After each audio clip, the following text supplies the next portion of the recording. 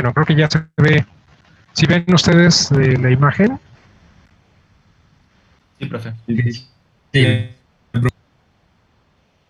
Ok, entonces ya estábamos aquí, entonces estábamos viendo las deformaciones. Entonces habíamos visto que había una deformación epsilon x. Acuérdense que la deformación es la relación entre los desplazamientos y las dimensiones del objeto. En este caso tenemos un objeto que es un elemento diferencial, es un cubito, que tiene por lados diferencial de x, diferencial de y, diferencial de z. Entonces estamos imponiendo un desplazamiento en dirección de x. Por lo tanto, pues este cubito va a crecer en esa dirección, y la cantidad que va a crecer pues es una diferencial de u, siendo u desplazamiento en dirección de x. Por lo tanto, la deformación que se está produciendo en el material del que está hecho este cubito, pues es la relación entre la diferencial de u y la diferencial de x, que va a ser eso que está ahí, que es una epsilon x. Epsilon x, que va a ser la diferencial de u con respecto a x, la derivada de u con respecto a x. Bien, igual, si nosotros impusiéramos un desplazamiento en dirección de y a esta cara, la que tenemos ahí en dirección positiva de y, entonces, si quisiéramos saber cuál es la deformación que se produce con este desplazamiento, pues entonces tendríamos que hacer la relación entre este desplazamiento y las dimensiones del objeto. En este caso, la dimensión que se está afectando pues es diferencial de y. Por lo tanto, la deformación es diferencial de v, siendo v el desplazamiento en y, entre la diferencial de y. O sea, es la derivada de v con respecto a y. Bien, ahora tenemos la otra deformación lineal, y esa deformación lineal aparece cuando al cubito se le impone un desplazamiento en z. Entonces W es un desplazamiento en z, y este desplazamiento que se le impuso a este cubito es una diferencial de W, y la dimensión que se está afectando de este cubito es diferencial de z. Por lo tanto, la deformación está habiendo en este cubo va a ser epsilon z, que va a ser la relación entre este desplazamiento en z y la dimensión que está afectando, que es diferencial de z. O sea, ese epsilon z pues va a ser la derivada de w con respecto a z. Bien, por otro lado, aparecen unas deformaciones angulares. O sea, el cubito no solamente crece en dimensiones, sino también se distorsiona. Eso es importante. En este caso, las dimensiones del objeto no necesariamente están cambiando, es decir, cada uno de los lados, de las aristas de este cubo, siguen teniendo las mismas dimensiones, solo que lo que sí está cambiando, digamos, hay un ángulo. Ahí está un desplazamiento angular, las caras están presentando un desplazamiento angular. En este caso, si nosotros imponemos al mismo tiempo este desplazamiento en y este desplazamiento en z, así como está, entonces esta cara va a sufrir un desplazamiento angular, que es este que está aquí. Esta cara va a sufrir un desplazamiento angular, que es este que está aquí. Y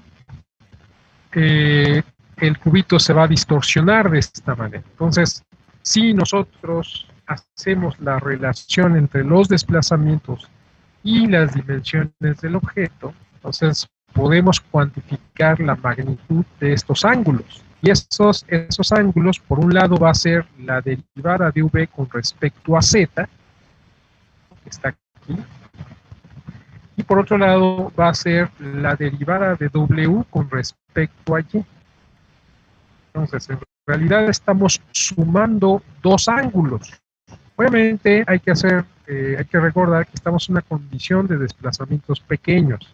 Aquí obviamente está diferencial de v y diferencial de w. Yo las pongo muy grandes, son comparables en magnitud, en orden de magnitud a las dimensiones del objeto, para que de alguna manera se pueda ver, pero recordar que estos desplazamientos son prácticamente o serían prácticamente imperceptibles con respecto, serían muy pequeños en comparación con las dimensiones del objeto. ¿Sí? Entonces, de tal manera que para ángulos pequeños, la tangente, bueno, el ángulo es igual a la tangente de ese mismo ángulo. Por lo tanto, entonces, pues si yo relaciono la diferencial de V con la diferencial de Z, eso es en realidad la tangente de este ángulo. Pero como el ángulo es muy pequeño, entonces yo con toda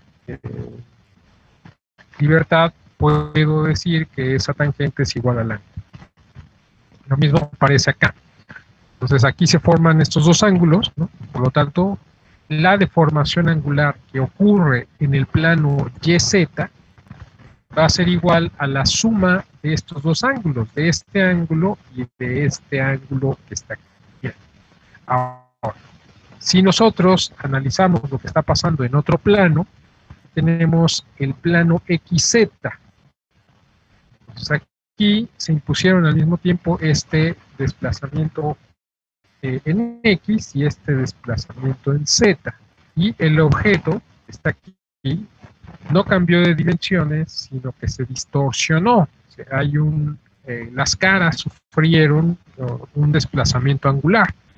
Entonces, si nosotros relacionamos estos desplazamientos con las dimensiones del objeto, entonces podemos cuantificar estos dos ángulos. Por un lado, va a ser la derivada de U con respecto a Z, eso me da este ángulo que se está formando aquí, más sumo este otro ángulo que va a ser la derivada de W con respecto a X. Aquí. Entonces esto sumado me da como resultado una deformación angular, la que está ocurriendo en el plano XZ. Vamos al siguiente plano, este es el plano XY. Entonces aquí va a haber dos desplazamientos al mismo tiempo, un desplazamiento en Y y un desplazamiento en X. Entonces, eso implica que el cubito se está distorsionando, estas caras, va a haber un desplazamiento angular de estas dos caras que están aquí, y se puede cuantificar de alguna manera el ángulo relacionando los desplazamientos con las dimensiones.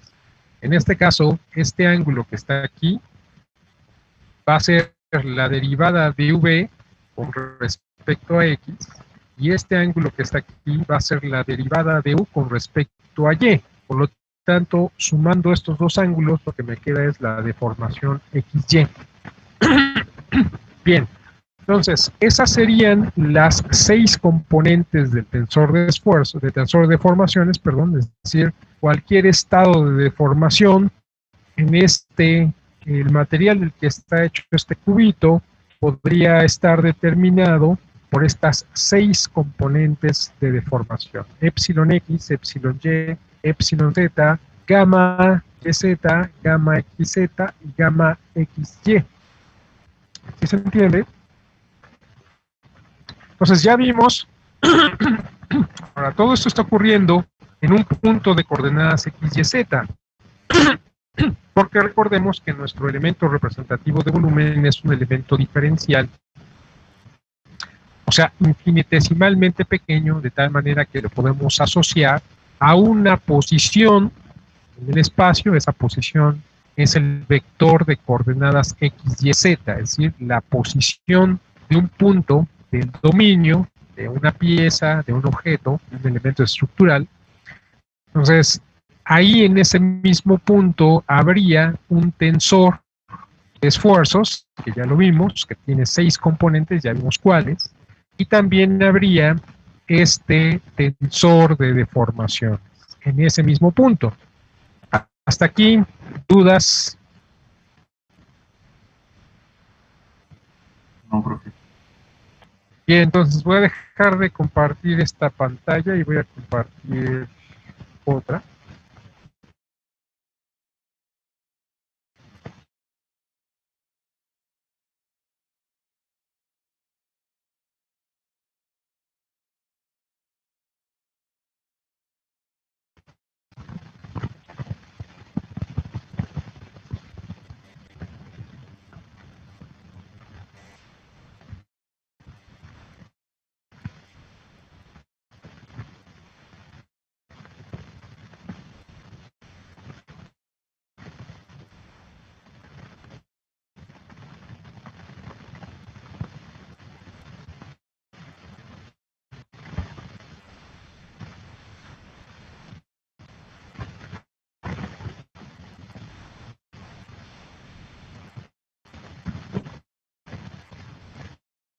Ok, entonces ya ven otra vez la presentación.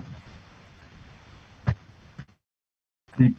Y entonces vamos a regresar a nuestras ecuaciones positivas, es decir, a la relación que había entre los esfuerzos y las deformaciones. Entonces, para el caso más general, donde tendríamos nosotros, acuérdense que el comportamiento del material, sí. Tu micrófono se escucha mal. A ver, ¿ya se escucha bien? Sí, ya. Ok, entonces, acuérdense que el comportamiento mecánico del material va a estar dado por la relación entre los esfuerzos y las deformaciones.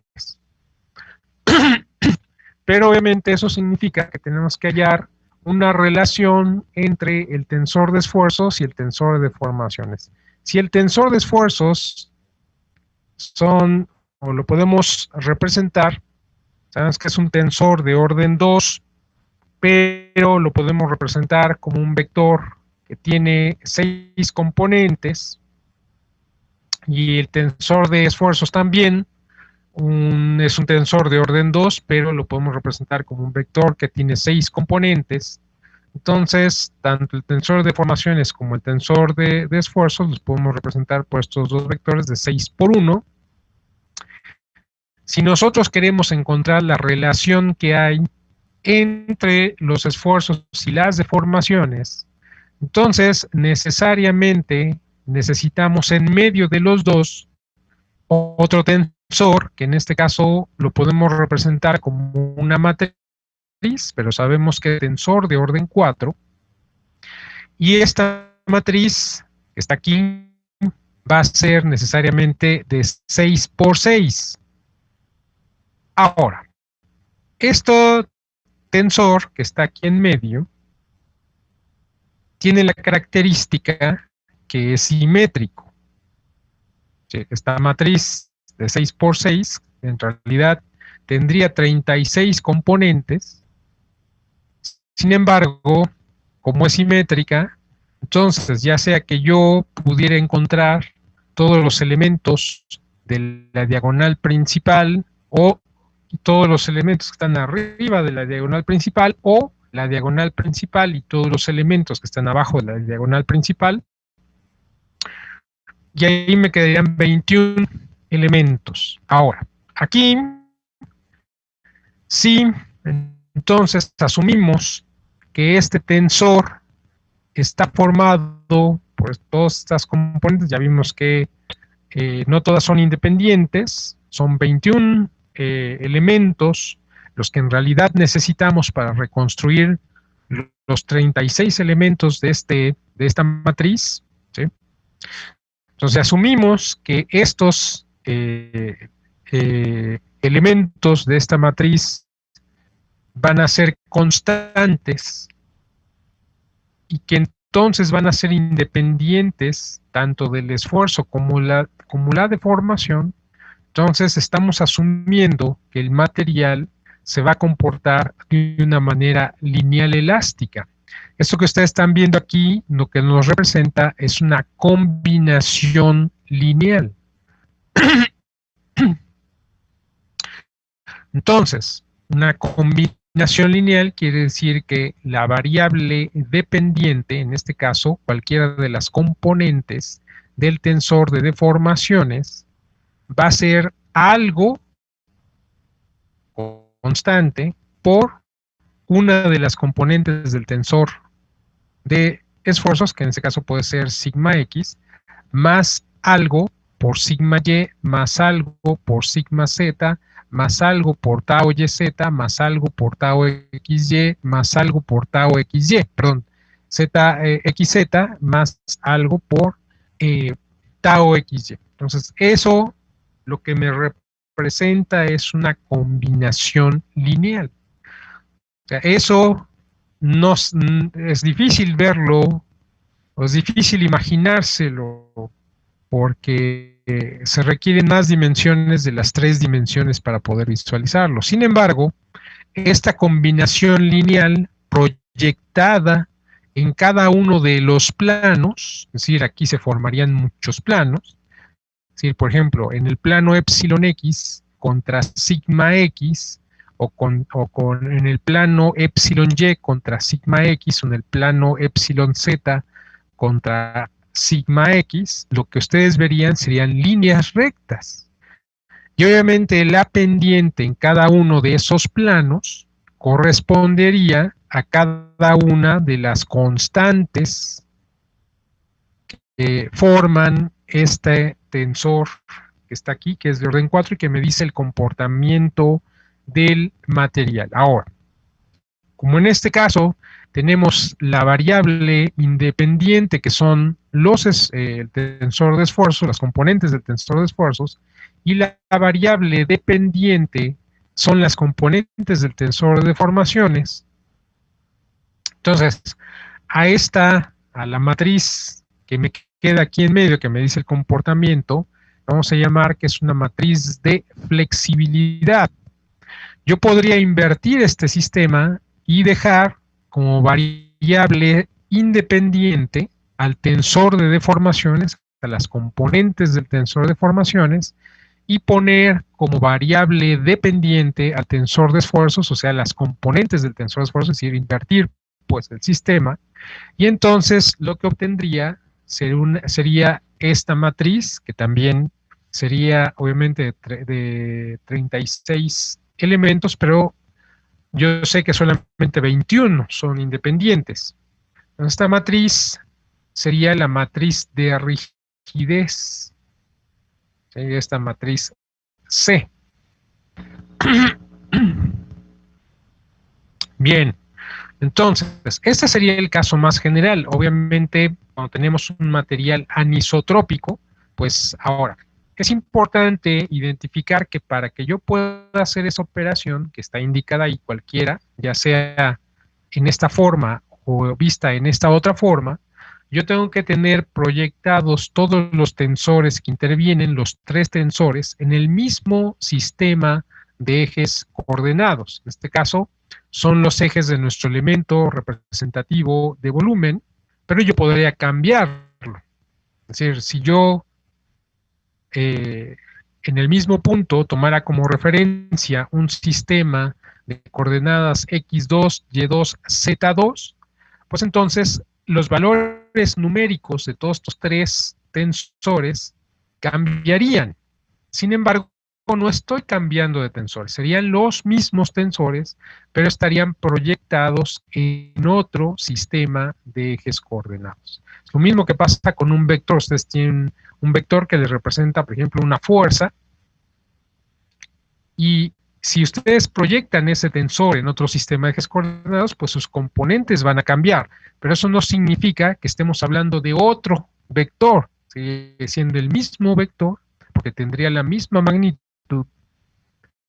pero está proyectado en otro sistema de ejes coordenados. Entonces, eso es lo mismo que pasaría en este caso. Nada más aquí no sería un vector, un tensor de orden 1, como sería un vector, sino serían 2 tensores de orden 2, como es el tensor de deformaciones y el tensor de esfuerzos, y el tensor de orden 4, que sería tanto esta matriz de rigidez como la matriz de flexibilidad. Entonces, si yo proyectara estos tensores en otro sistema de ejes coordenados, no significa que yo esté hablando o el resultado fuera otro tensor. Sería hablando del mismo tensor, pero cambiarían sus componentes porque lo estoy proyectando en otro sistema de ejes coordenados. Pero eso, desde el punto de vista matemáticas, tal vez se entiende, desde el punto de vista de la física, de lo que estamos representando, que en este caso es el comportamiento de un material, eso significaría que estas constantes, al cambiar de sistema de ejes coordenados, están cambiando su valor numérico. Y eso significa que tendrían o presentarían ese material ya proyectado ese tensor en ese otro sistema de ejes coordenados. Eso me indicaría que las propiedades de ese material serían diferentes en esa nueva orientación. Ya, estoy hablando de un material anisotrópico, es decir, un material anisotrópico es aquel en el cual sus propiedades sí dependen de la dirección en donde se analice. O sea, las propiedades o cómo se comporta este material dependerían de la dirección en la que se esté analizando. Bien, caso contrario, si yo tuviera un material isotrópico, como es la mayoría de los materiales que han manejado hasta este momento, entonces eso significaría que este vector tendría características muy particulares. Este tensor, el tensor que me dice el comportamiento, ya sea expresado como si fuera la matriz de flexibilidad o la matriz de rigidez, si yo proyectara ese tensor en otro sistema de ejes coordenados, el valor numérico de esas constantes seguiría siendo el mismo. Entonces, es una característica muy particular del comportamiento de los materiales isotrópicos, que tendrían las mismas propiedades en todas direcciones. Y eso, traducido desde el punto de vista matemático, significa que si yo proyecto este tensor en otro sistema de ejes coordenados, entonces los valores numéricos de estas constantes seguirían siendo las mismas. Pero hay que recordar que ese es un caso muy particular, porque ya vimos que la mayoría de los materiales que existen en la naturaleza son anisotrópicos, es decir, si yo proyecto su tensor que me dice su comportamiento mecánico, es decir, este tensor que está representado aquí como una matriz de rigidez o en su caso como matriz de flexibilidad, lo proyectara en otro sistema de ejes coordenados, entonces cambiarían los valores numéricos de las constantes. Eso no significa que esté hablando de otro tensor, significa que lo estoy proyectando en otro sistema de ejes coordenados, pero me estoy dando cuenta que los valores numéricos de esas constantes están cambiando. ¿Y eso qué significa? Que ese material en esa orientación tendría otras propiedades, se comportaría de una manera diferente. Bien, entonces, material compuesto, por su naturaleza y de los materiales de aplicación estructural, pues corresponden a esta característica, corresponden a los materiales anisotrópicos. Hasta aquí, ¿dudas? Entonces, yo les pregunto, ¿cuántos ensayos mecánicos tendría yo que hacer para caracterizar el comportamiento de este material, que es anisotrópico? O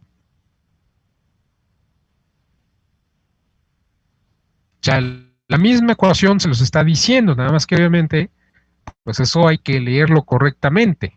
Pero si ustedes leen correctamente, vamos a cambiar, bueno, vamos a poner la misma expresión, pero teniendo como variable independiente a los esfuerzos.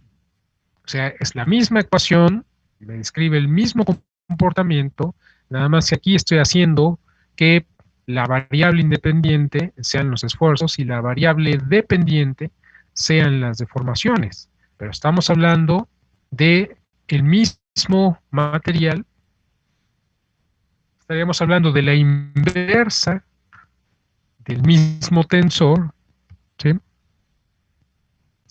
Bien, entonces, por ejemplo, aquí en esta, como estamos viendo en este momento, ¿cuántos ensayos, cómo caracterizarían ustedes el comportamiento elástico de este material anisotrópico? ¿Cuántos ensayos y qué variables tendrían que medir en cada uno de esos ensayos? Serían 21 ensayos. 21 ensayos. A ver, ¿por qué 21 ensayos? Para conocer las 21 constantes que se requieren. A ver, aquí, ¿cuál es la variable independiente? La matriz del tensor de fuerza. El tensor de esfuerzos. ¿Cuántas componentes tiene el tensor de esfuerzos? 6. 6. Ok, vamos a suponer que yo en primera instancia digo, yo a mi elemento representativo de volumen, que ya no sería, o bueno, podría ser, pero ya mi cuerpo sería una probeta. Vamos a suponer que yo tengo una piedra, parece que En la naturaleza, lo que más abunda son los materiales anisotrópicos. Si ustedes agarran cualquier piedra, y sería este caso, es un material anisotrópico. Una piedra grande, por ejemplo, ¿no? Y dijeran, yo quiero caracterizar el comportamiento del material que está hecho esta piedra. Entonces, a ver, si ustedes dijeran, bueno, voy a considerar que de esta piedra voy a extraer una probeta. ¿Estamos de acuerdo? Porque no puedo ensayar la piedra como tal, necesito extraer una probeta. La sección de prueba de esa probeta sería un elemento representativo del material de esa piedra. Nada más que esta piedra es material anisotrópico. O sea, no puedo extraerla de cualquier, en cualquier dirección. O sea, necesito saber de qué dirección la estoy extrayendo, porque recuerden ustedes que estoy en presencia de un material anisotrópico. Entonces, primero, necesitaría un sistema de ejes coordenados, establecer mi sistema de ejes coordenados. Ok, ya lo establecí, un sistema global de coordenadas, que puede ser con respecto al piso donde esté la piedra. ¿Sí? Vamos a suponer que yo tendría X y Y que me están definiendo la superficie del piso, y Z fuera vertical, y ahí en ese piso de pruebas yo tengo mi piedra. Entonces, yo digo, en primera instancia voy a suponer que la única componente del tensor de esfuerzos que estaría actuando sería sigma X. ¿Qué es sigma X?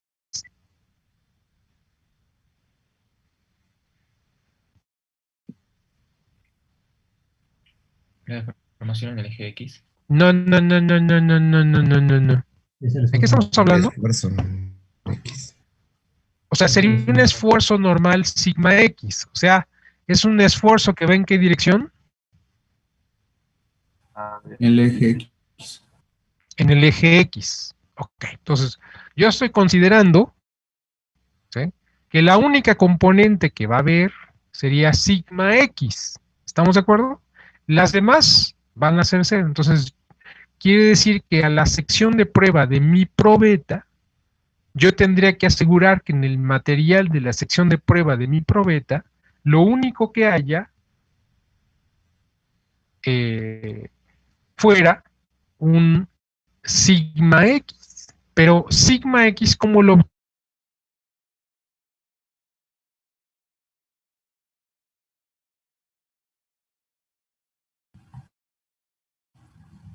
¿Cómo que, profe? No se escuchó.